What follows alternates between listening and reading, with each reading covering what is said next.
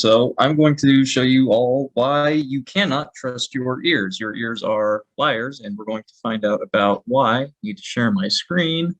So here I have a recording of the words gun and gum. So I'm going to play those for you so you can make sure I'm not lying to you, since this is about trust. Gun, gum. Right, those are both first is gun and first is gum. These two words are identical except for the final consonant. In gun, the final consonant is N. You can sort of see that here where these smudges, and for people interested in technical terms, this is called a spectrogram. But to most other people, they just look like a series of smudges. So here is right around where the N starts, and it starts to look different from the rest of the word gun. And you have that here as well for gum. This is where the M starts. And so what we're going to do is switch the only two sounds of gun and gum that are different. So we're going to take the M or the N from the end of gun and put it where the M at the end of gum is. And we're going to move the M to where the N was and see if these two words sound any different. And since these are the only two differences between the sounds, they should change along with the consonants. So this is going to be a little bit technical, but I'm selecting the part right around where the N and the M switch and pick out a point here, right around where that is. So this should be our, all of our, what is this? This is the N. So you can hear that a little bit. So I'm going to cut that out, and now we have nothing. So this is just gun. And now we're going to put it right where the vowel in gum starts, or right where the vowel in gum ends. Should be about here. Going to pick that spot, and now we have our N from gun at the end of the G of gum. So now this should sound like gun. And the other one, we're going to grab this M now, and we're going to put that where our N used to be. Just need to get this all situated real quick. Grab all of this. That should be fine. Okay, and we're going to put this here where we had the end of gun.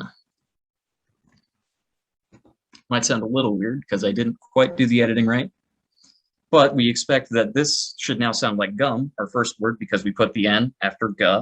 So this should be gum, and our second one should be gum.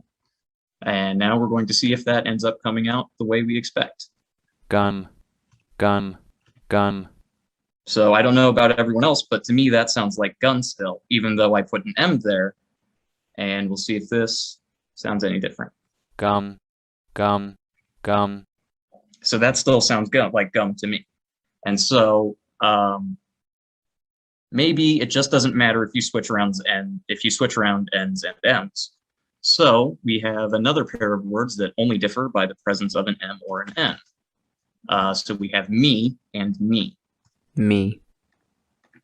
Knee. So everyone can hear the difference? Me. Knee. So those are clearly different words, again, with an M and an N. And you can see where the M stops is right around here, again, because the smudges change. And same thing here. Our smudges change, so our M ends here and our N ends there. So we're going to switch these around and see if we get the same results as switching the M's and N's from gun and gum. It's kind of important where you pick these from, so sorry about that. I should have one here.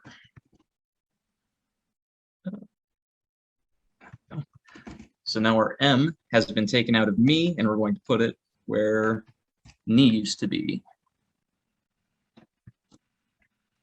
All right, and complete the switch and move the N from knee to where M used to be.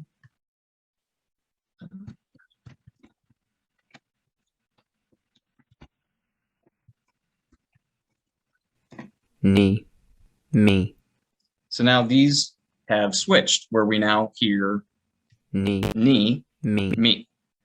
So now switching the M and the N suddenly matters. What this lesson teaches us is that the way we differentiate sounds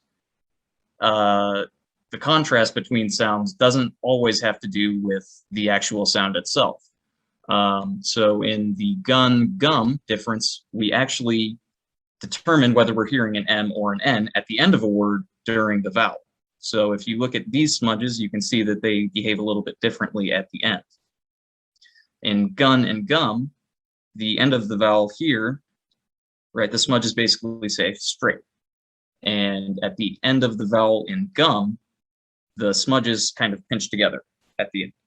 And so you actually decide that you're hearing an M here because of this pinching together of the smudges in gum that aren't here when you hear the end of gun.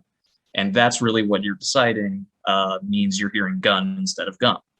But when you have an M and an N in a different place, like in me and me at the beginning of a word, the actual properties of the M and N are more important than changes in the vowel next to it.